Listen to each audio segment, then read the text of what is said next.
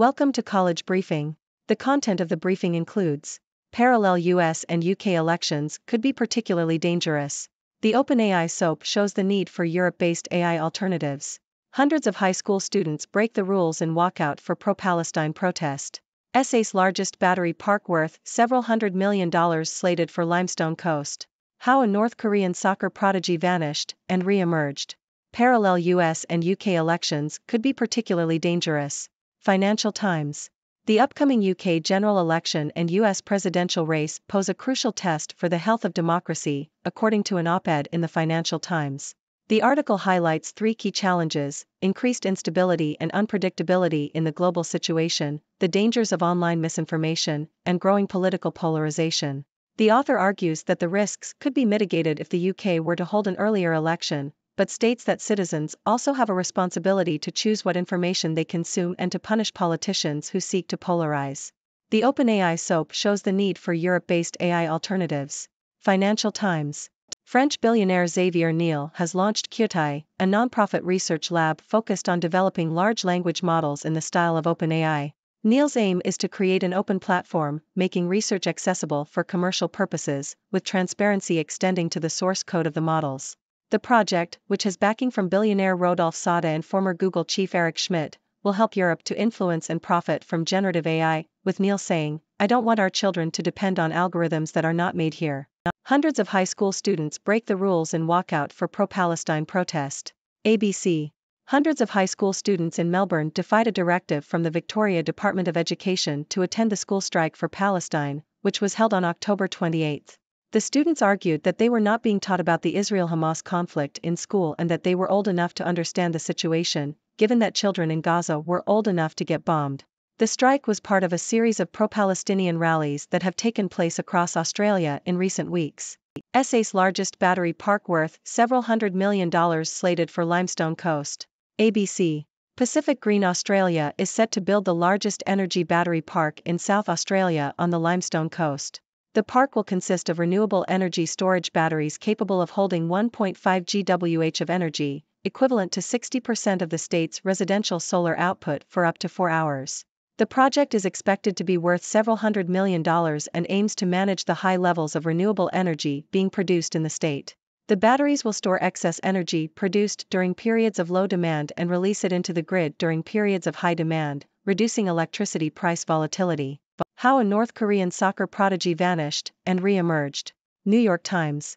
North Korean striker Han Kwang-song has made a return to the field after more than 3 years of sanctions.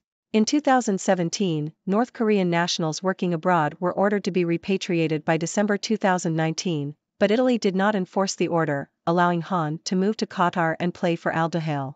This summer, Han left Qatar after having his contract terminated by the club. He has not played for a professional club since July 2021. Charles Peters, Washington Monthly founder, dies at 96. Washington Post. Charles Peters, founder of the Washington Monthly, has died aged 96. Peters was known for his work on the federal bureaucracy, especially his opposition to the Vietnam War and his questioning of the safety of the Space Shuttle's booster rockets, 6 years before the explosion of the Challenger in 1986. Peters used his political contacts to secure funding for the magazine, which some insiders suggested filled a gap in the market for bold, insider coverage of Washington politics. Though circulation never topped 30,000, the publication influenced the policy and journalism elite of Washington. Peters' staff earned only $12,000 per year, but included future Pulitzer Prize-winning historian Taylor Branch, Slate founder Michael Kinsley, New Yorker writer Susanna Lessard, and Nicholas Lehman, the former Post journalist who became dean of Columbia University's Graduate School of Journalism. Peters was known for being demanding and would often demand rewrites from reporters late into the night and during their vacations. Former staff members have also reported on Peters' infamous outbursts of anger. Although Peters quit the newly created Peace Corps in 1966 due to his disillusionment with the Vietnam War, he believed his experience of waste, fraud and abuse in the federal bureaucracy could be used to improve journalism.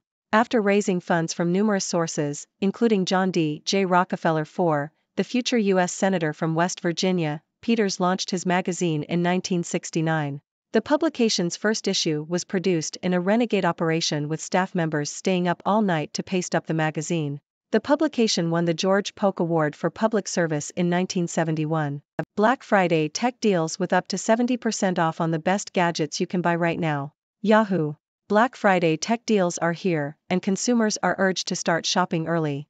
More than 80% of consumers say they plan to shop this Black Friday weekend, so it is advised to get in early. There are deals available on TVs, smart home tech, and other gadgets such as AirPods. The scale of the deals includes a $3,000 discount on a TV and a laptop for just $150. Walmart's very best Black Friday 2023 deals just dropped. Score epic savings on Dyson, Apple, Samsung, and more. Yahoo! Walmart's Black Friday sale includes savings on popular products from brands such as Apple, Dyson, Serta, Shark, HP, and PlayStation. Deals include a Bissell vacuum cleaner for $78, a Samsung 4K smart TV for $268, and Apple AirPods Pro for $169. Other offers include discounts on laptops, gaming consoles, home appliances, beauty and wellness products, and fashion items. Walmart is also offering a free 30-day trial of its Walmart Plus subscription service, which provides free shipping and grocery delivery, savings on gas and prescriptions, and exclusive access to major deals. Make noise. A murder and a movie stir Italians to loudly demand an end to violence against women. Associated Press. Women across Italy have taken to pounding on classroom desks to protest against violence against women.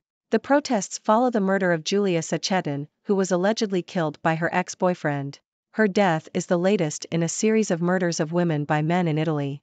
The protests have coincided with the release of a film about a woman suffering abuse from her husband in 1946, a year before women gained the right to vote and 24 years before divorce was legalized in Italy. The film has resonated with viewers and has resulted in women sharing their own stories of abuse. The protests have prompted the government to pass a bill aimed at protecting women. However, critics argue that the bill is inadequate and that it will not eradicate the patriarchal mentalities that underpin violence against women in Italy. Railyard explosion, inspections raise safety questions about Union Pacific's hazmat shipping. Associated Press. An investigation is underway into why a shipping container filled with toxic acid exploded at Union Pacific's Bailey Yard, the world's largest rail yard, in Nebraska.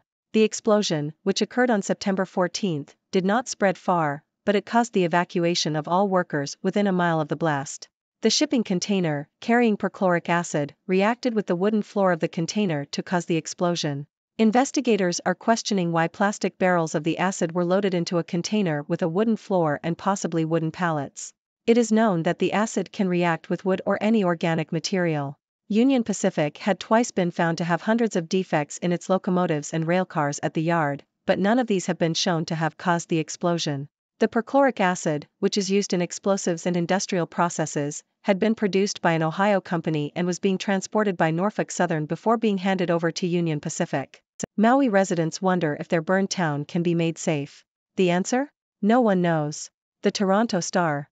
The long-term health effects of wildfires are largely unknown, and there are no national standards to determine how clean is clean enough for a home damaged by a nearby fire, according to an Associated Press report. The news agency found that homes damaged in a major wildfire in Boulder County, Colorado, in 2021 were still polluted with ash and other toxic substances, even after professional remediation. The reason, said Bill Hayes, the county's air quality program coordinator, was that fine particulate matter caused by high winds became trapped in buildings and other areas until the wind started up again, recontaminating the homes. The challenge for residents affected by wildfires, such as the one in Lahaina, Hawaii in August, is determining when their homes are clean enough to inhabit. State and federal agencies have released updates on Lahaina's relative safety, but residents are questioning whether political and economic pressures to restore the area's tourism industry will lead to any testing results being biased. Philippines considers return to fold of International Criminal Court. Reuters. The Philippines is considering rejoining the International Criminal Court, ICC, after withdrawing from the court in 2019. President Ferdinand Marcos Jr. said questions over jurisdiction and sovereignty were still problematic, but the government would study the possibility of returning to the ICC. The Philippines initially withdrew from the ICC in response to the court's investigation into President Rodrigo Duterte's anti-narcotics campaign, which resulted in thousands of deaths. The ICC has rejected a Philippine appeal to stop investigating the drug war, and appeals judges have cleared the way for an investigation into the killings. Some lawmakers have urged the government to cooperate with the ICC prosecutor in the probe. Argentina's Javier Milei and Donald Trump, how alike are they? South China Morning Post. Argentina's president-elect Javier Milei has been compared to former U.S. President Donald Trump due to their abrasive personalities and populist campaigns. However, analysts say the comparison is misleading as Milei is a product of Argentina's unique political and economic landscape, rather than a direct copy of Trump. Milei, a libertarian outsider, won the presidency on a platform of anti-establishment sentiment and promises to address Argentina's high inflation and poverty levels. While he shares some similarities with Trump, such as his showmanship and controversial views, there are also significant differences in their ideologies and political strategies. Can you trust a robot with your holiday shopping? Wall Street Journal. Around a third of people are planning to use AI to help them with holiday shopping this year, according to a survey by Adobe. However, popular AI chatbots such as Bard, Bing Chat, and Shopify fall short when it comes to keeping up with the latest deals and may give inaccurate information. The report recommends checking retailers' websites for pricing and other details. Oregon State football preview, predictions, odds, how to watch final rivalry game. Yahoo! The final week of Pac-12 play for the foreseeable future kicks off on Black Friday with one of the oldest rivalries in college football. The number 6 ranked Oregon Ducks, 10-1, 7-1 Pac-12, host in-state foe, and the number 15 ranked Oregon State Beavers, 8-3, 5-3. That's all for today's 6 Degrees briefing. We covered a range of topics, from the dangers of parallel elections in the US and UK to the need for Europe-based AI alternatives. We also discussed protests against violence against women in Italy, safety concerns at Union Pacific's rail yard, and the uncertain future for residents affected by wildfires. Plus, we touched on the Philippines considering a return to the International Criminal Court and the similarities, or lack thereof, between Argentina's president-elect and former U.S. President Donald Trump. Now, let's dive into some analysis. The parallel elections in the US and UK pose a unique challenge for democracy. Increased instability, online misinformation, and political polarization are all factors that can undermine the democratic process. However, there are ways to mitigate these risks. Holding an earlier election in the UK could help reduce uncertainty and instability. Additionally, citizens have a responsibility to be critical consumers of information and hold politicians accountable for their actions. Moving on to AI, the launch of Qtai, a nonprofit research lab in Europe, highlights the need for alternative platforms to OpenAI. This move aims to ensure that Europe has a say in the development and profit from generative AI. It's important to have diverse voices and perspectives in the AI landscape to prevent dependence on algorithms that may not align with local values and interests. Protests against violence against women in Italy are gaining momentum, with women pounding on classroom desks to demand change. The recent murder of Giulia Cecchettin has sparked outrage and prompted the government to pass a bill aimed at protecting women. However, critics argue that the bill is not enough to address the underlying patriarchal attitudes that contribute to violence against women in Italy. Safety concerns have been raised about Union Pacific's hazmat shipping practices after a shipping container filled with toxic acid exploded at its rail yard in Nebraska. Investigations are underway to determine the cause of the explosion and why safety protocols may have been breached. This incident highlights the importance of strict safety regulations and adherence to best practices in hazardous material transportation. In other news, the long-term health effects of wildfires and the cleanliness standards for homes affected by fires are still largely unknown. Residents in fire-affected areas, like Lahaina in Hawaii, are left questioning when their homes are safe to inhabit. The lack of national standards and potential biases in testing results raise concerns about the well-being of affected communities. Finally, Argentina's president-elect Javier Milei has been compared to former U.S. President Donald Trump due to their populist campaigns and controversial views. While there are some similarities, such as their showmanship, it's important to consider the unique political and economic landscape of Argentina when analyzing Milei's rise to power. That's all for today's analysis. Now it's your turn to join the discussion. What are your thoughts on the dangers of parallel elections? How important is it for Europe to have its own AI alternatives? Share your ideas and questions with us. Thank you for tuning in. The content above showcases the latest briefing reports and analytical synopses, thoughtfully curated by the 6Do team. These insights stem from a wide array of reputable media outlets, think tanks, government sources, and specialized experts worldwide. We encourage you to explore these sources for a comprehensive perspective. Keep in mind that while the content may not always align with the official standpoint of 6Do Brief, it's not meant to be taken as absolute directives for decision-making. Comprising seasoned media professionals, learned scholars, and accomplished scientists, the 6Do team embodies a trailblazing, fully independent media entity.